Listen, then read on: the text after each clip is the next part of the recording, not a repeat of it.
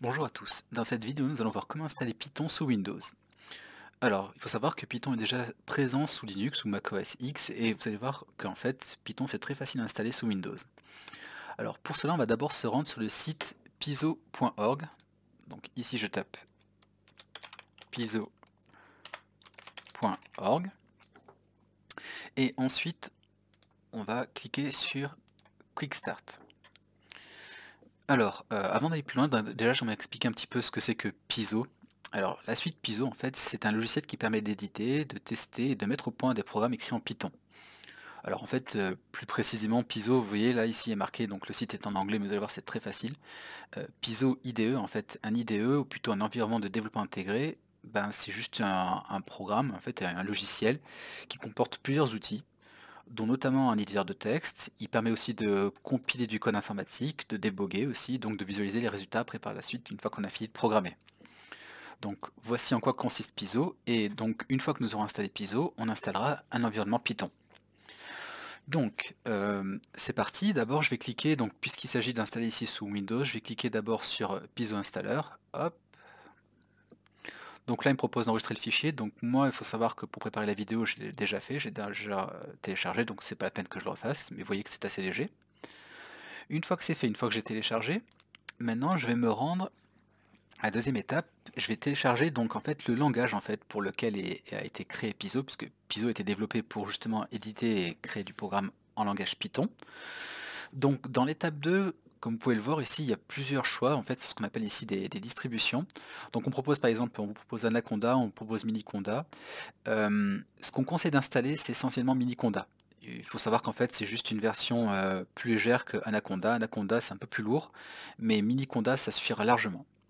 Donc ici, je vais cliquer sur Miniconda.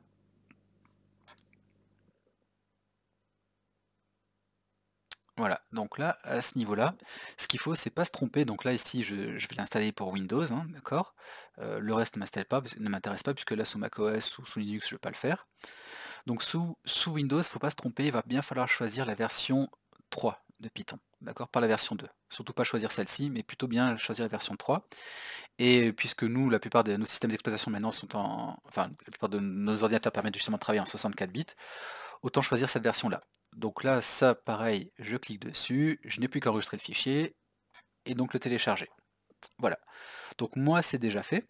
Donc je passe cette étape-là, et je vais prendre maintenant les fichiers qui ont été téléchargés, et je vais vous montrer comment procéder à l'installation. Donc ceci, je le réduis. Donc voilà, c'est fait. J'ai Pyzo sur mon bureau, donc le logiciel qui va me permettre d'installer Pyzo, et ici j'ai Miniconda. Donc tout d'abord, première étape, donc on installe Pyzo.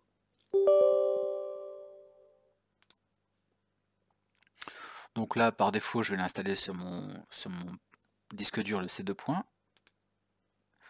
Donc je peux mettre je peux mettre alors créer des raccourcis, je peux mettre des raccourcis sur le bureau. Alors ça, par contre, c'est très important de le laisser cocher associate. Donc en gros, il faut bien que, en gros, il ne se trompe pas qu'il associe bien les fichiers .py pour les fichiers Python, en fait, qu'il sache que quand on clique sur un fichier .py, c'est un fichier Python. Donc ça, il faut le garder. Pour le reste, vous pouvez le décocher si vous voulez. Qu'est-ce que je fais? Je garde tout. Allez, oui, je garde tout. Ensuite, je vais cliquer sur Install. Donc l'installation devrait se passer assez vite pour vous aussi. Voilà, donc là j'ai déjà mon raccourci sur le bureau, mais je ne vais pas pouvoir encore programmer en Python. Donc là je peux faire Finish. Et il s'agit maintenant d'installer Miniconda 3.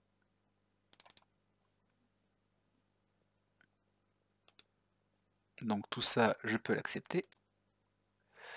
Alors, ici, alors ça dépend comment vous voulez l'installer.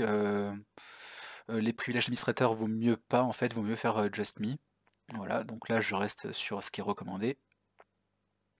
Parce qu'en fait, concrètement, par la suite, quand on aura besoin notamment d'installer des bibliothèques, alors je vous montrerai après plus tard comment on fait, si je clique là-dessus, je risque d'avoir besoin des droits d'administrateur, et si je suis sur une session personnalisée, enfin, ça peut être un peu compliqué, donc je pense que le mieux c'est de garder ça. Ensuite, hop, là encore, je vais le garder sur le C2 points comme l'autre. Donc ça va peser à peu près 250 MO. Voilà, donc là je fais Next. Alors, pour ce qui est de la suite. Alors ici, donc là, on me recommande de pas le cocher, donc ça, je vais pas le cocher. Par contre, ça, alors pardonnez mon anglais, hein, Register MIDI Conda 3 as my default Python 3.7, donc ça, oui, je le garde. D'accord? Donc ça permettra notamment à Piso par la suite de bien savoir que bah, c'est ça que je vais utiliser. Donc là, je fais install. Donc là, ça prend un petit peu de temps. Alors j'ai décidé je déciderai de pas couper la vidéo, je pense que ça va se faire assez vite, voilà, c'est déjà terminé. Donc là moi je suis sur un disque dur qui est un peu rapide, donc peut-être que vous ça prendra un peu plus de temps, ça dépend ce que vous avez comme matériel. Donc là je fais next. Voilà, bon, là les tutos, on peut éventuellement les rester cochés et cliquer sur finish, moi ça ne m'intéresse pas. Voilà. Et donc là, pour l'installation, c'est terminé. Donc ceci, je n'en ai plus besoin, ils partent à la corbeille, hop. Et on va donc démarrer Piso. Voilà, alors je vais passer en plein écran, et donc je vous explique un petit peu ce qu'on voit ici. Alors, tout d'abord, pour commencer à travailler, il va falloir faire une petite chose, donc en fait, il va falloir configurer un tout petit peu Piso, mais ça va être très rapide. En fait, il me dit que Piso a détecté justement un environnement pour programmer en Python, celui que nous avons installé, à savoir Miniconda 3. Donc, ben, il me dit, voilà, vous pouvez utiliser cet environnement, donc c'est ce que je veux faire. Donc il est possible de cliquer là-dessus. Si je clique là-dessus, ben, directement j'ai le shell ici qui va s'ouvrir et je vais pouvoir commencer à coder. Éventuellement, si j'ai installé d'autres environnements, je peux éventuellement le faire manuellement et cliquer sur shell config. En fait, ça reviendra au même, ce sera un peu plus compliqué. Non, moi je vais directement choisir Use this environment. C'est parti. Donc là, il me souhaite de m'amuser. Et voilà. Donc là, cette fois-ci, ben, Piso est fonctionnel. On va pouvoir commencer à travailler avec, à coder. Et donc ça, notamment, je vous montrerai dans d'autres vidéos. Alors, avant de terminer là, ce que je voudrais, c'est un petit peu vous expliquer l'interface que vous avez sous les yeux, en quoi elle consiste, comment ça fonctionne. Donc, comme je vous l'expliquais tout à l'heure, Piso, c'est donc ce qu'on appelle un environnement de développement intégré. Donc en fait, ici, il y a ce qu'on appelle la partie de l'éditeur de texte. Donc c'est ici que nous allons taper notre code informatique. D'accord? Par exemple, je peux très bien commencer tout de suite en faisant def f de x, deux points, entrée, et là je tape return. Donc il faut savoir que pour celles et ceux qui sont habitués notamment à utiliser, moi j'utilise un petit peu Linux, si vous appuyez sur la touche tab, vous avez la fonction d'autocomplétion. Donc là, si j'appuie sur tab, hop, il finit de compléter en le mot return. Et là, donc parenthèse, il complète lui aussi en partie, et là j'ai plus qu'à taper par exemple 2 étoiles x plus 1. Donc il faut savoir que la multiplication implicite n'est pas reconnue par Python. Donc il faut bien taper 2 étoiles x pour faire 2 fois x. Voilà. Ensuite, donc c'est là que je vais pouvoir éditer mon code informatique. Là, ici, c'est là que je peux faire directement certaines opérations, tester mes fonctions. Par exemple, je peux faire 2 plus 1, entrée, il me répond 3. Par contre, vous voyez que si je tape ici f de 1, voilà, j'ai un message d'erreur, donc notamment, ça fonctionne pas parce que justement, j'ai pas encore dit, j'ai pas encore compilé, et donc pour lui, la fonction f, elle n'est pas définie. Alors qu'en fait, quand on regarde ici au niveau de cette fenêtre-là, là en fait on voit la structure du programme, et on voit que la fonction f, en fait, il voit que j'en ai défini une, mais en fait pour lui, il n'existe pas encore là. Ensuite, là, vous avez l'explorateur de fichiers, donc c'est là que notamment vous pouvez rechercher vos documents, voilà, etc. Et ainsi de suite. Notamment les programmes que vous aurez enregistrés. Voilà, je pense que c'est à peu près tout ce que je voulais vous dire. Au niveau des fonctionnalités, ici, je peux notamment effacer mon écran. Je peux, par exemple, en cas de boucle infinie, je peux arrêter l'exécution d'un programme. Si par exemple un programme, je vois qu'il est en train de bugger et que j'ai une boucle infinie, là, je peux l'arrêter. Ici, c'est pour redémarrer et arrêter et redémarrer l'interpréteur. Voilà, hop, on est reparti. Voilà. Et pour le reste, bon, je vous l'explique pas, mais je pense que en regardant, ce sera assez simple pour vous à comprendre.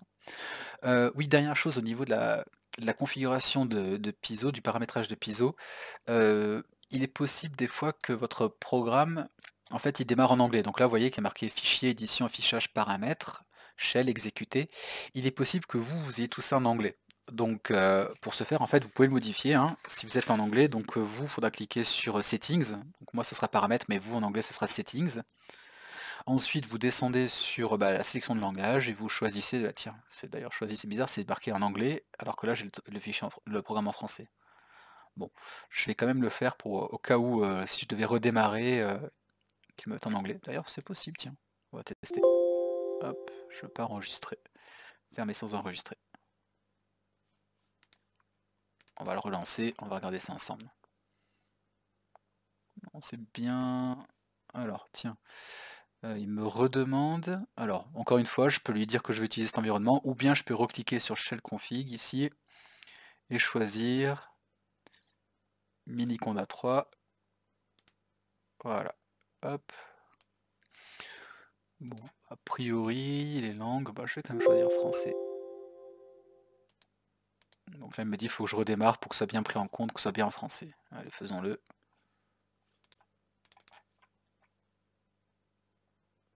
Ok. Voilà, là, c'est bon, j'ai le shell qui démarre correctement. Voilà.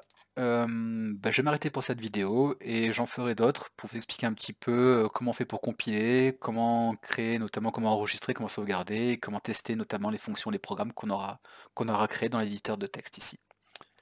Voilà.